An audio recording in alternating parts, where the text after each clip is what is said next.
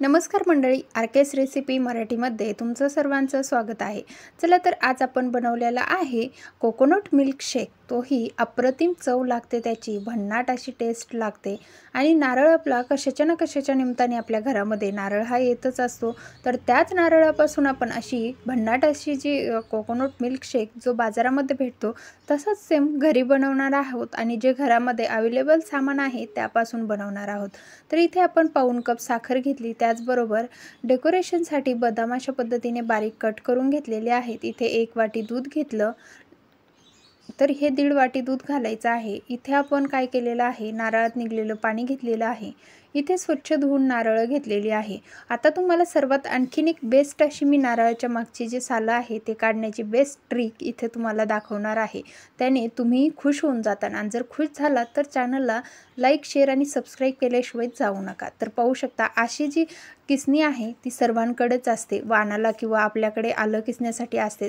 याच किसणीने अगदी 2 मिनिटांमध्ये तुम्ही झटपट अशी त्याची सालं काढून घेऊ शकता। हा प्रयोग तुम्ही नक्की घरी ट्राय करा। आणि जर तुम्हाला हा यूजफुल वाटला तर पुन्हा चॅनलवरती येऊन लाईक, शेअर आणि सबस्क्राईब करायचं आहे। तर पहा, मी अशा पद्धतीने मी सर्व नारळाचा जो ब्राउन भाग आहे तो काढून घेणार आहे। तर तुम्हाला मी दाखवणारच आहे आणि अगदी इझिली निघतो बरं का, पण व्हिडिओ खूप मोठा होतो त्यामुळे मी स्किप केलेला आहे। तर इथे आपण सर्व जे आहे ते काढून घेतलेलं आहे। अगदी इझिली आपला अजिबात नारळ वाया जात नाही, हे मी तुम्हाला खात्रीने सांगते। आपण इथे पुन्हा एकदा नारळ स्वच्छ धुवून घेतलेला आहे। आता पाहू शकता पांढरा शुभ्र आपला नारळ आपल्याकडे आहे। आता मी इथे कट करून घेतलेला आहे नारळ। असा कट करून घ्यायचा म्हणजे आपल्या मिक्सर जारमध्ये पटकन ग्राइंड होतो। तर इथे मी मिक्सरचं मोठं वालं भांडं घेतलेलं आहे, त्यामध्ये आपल्याला हे नारळाचे तुकडे घालून घ्यायचे आहे। इथे मी नारळाचे तुकडे घालून घेतलेले आहे।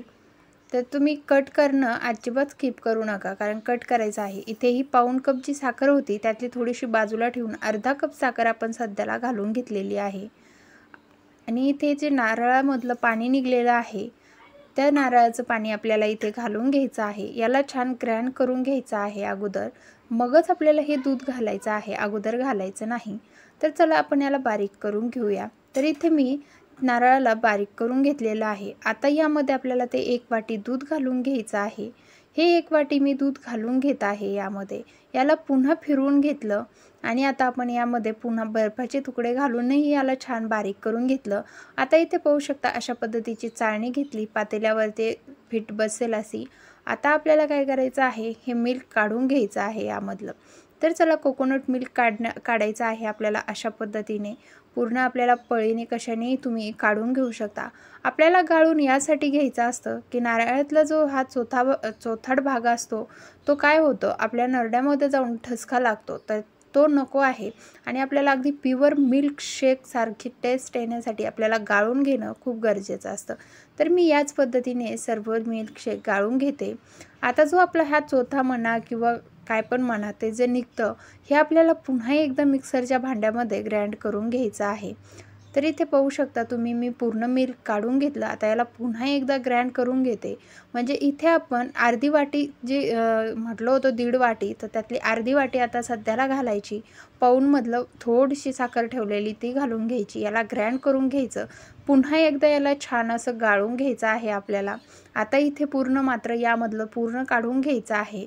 आता काहीही ठेवायचं नाही। आता परत मी इथे आपलं जे मिल्क शेक आहे म्हणजे कोकोनट मिल्क शेक तयार झालेलं आहे।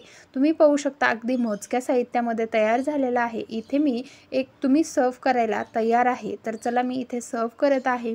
त्यावरती आपल्याला डेकोरेशनसाठी बदाम घेतलेले आहे कट करून, ते टाकून घ्यायचे आहे।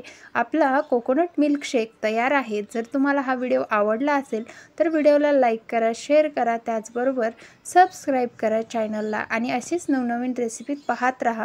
तुम्हाला अशाच नवनवीन रेसिपीज माझ्याकडून पाहायला मिळतील, त्यामुळे आरकेएस रेसिपी मराठीला सबस्क्राईब केल्याशिवाय कुणीही जाऊ नका, ही माझी रिक्वेस्ट आहे। आणि तुम्ही व्हिडिओ वॉच केल्या